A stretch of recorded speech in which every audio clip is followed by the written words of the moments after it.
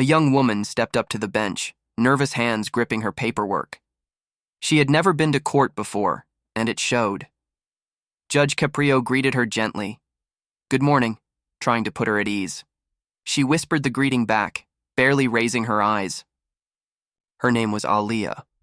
She had a newborn baby at home, only 2 months old, and today she was facing several parking citations along with a red light violation. Her voice trembled as the judge reviewed her record. The screen played a clip of her car approaching an intersection. The light shifted, and her vehicle rolled forward just after it turned red, only a fraction too late. Caprio leaned in thoughtfully, studying the frame. "You had 2/10 of a second grace," he explained, "and you were 4/10 late." Aaliyah immediately looked down, apologizing softly. Before she could say more, Inspector Quinn chimed in, half joking, insisting she was trying to stop. The judge raised an eyebrow playfully. "Really? I didn't see brake lights," he teased. "Were you trying to stop?" the judge asked kindly, turning back to her. She tried to answer, but her voice cracked. The courtroom fell silent as tears filled her eyes. She tried to apologize, again and again, saying she had recently given birth and was struggling with postpartum emotions. Caprio quickly shifted tone, his voice warm and reassuring. No, don't worry," he said. "Take your time, you're doing fine." He handed her tissues as she wiped her eyes, embarrassed. "This is my first time in court," she whispered shakily.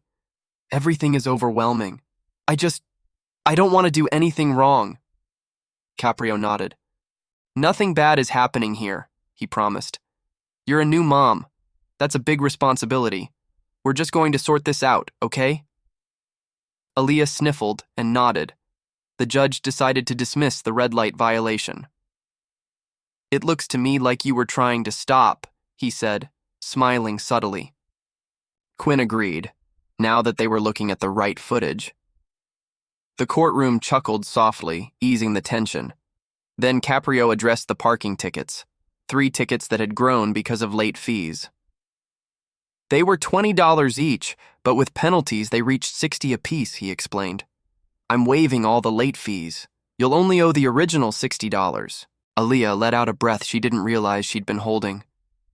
"Thank you," she whispered. But there was still the boot on her car, and that came with a mandatory $100 fee. Caprio asked how much she could pay that day. She nervously pulled $60 from her purse.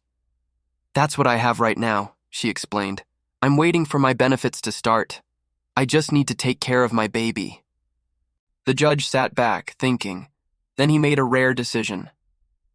"Normally we can't release a boot without the full fee," he said, "but today I'm making an exception. You don't have to pay anything right now." Aaliyah looked stunned. "Are you serious?" she whispered, voice breaking again.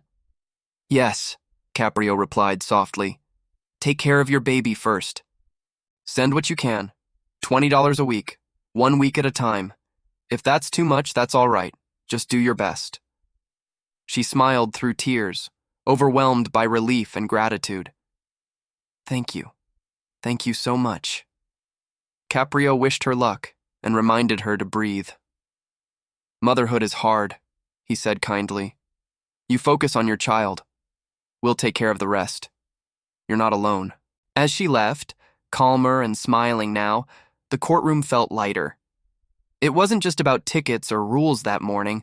It was about compassion, a judge recognizing a new mother in a fragile moment and choosing mercy instead of punishment.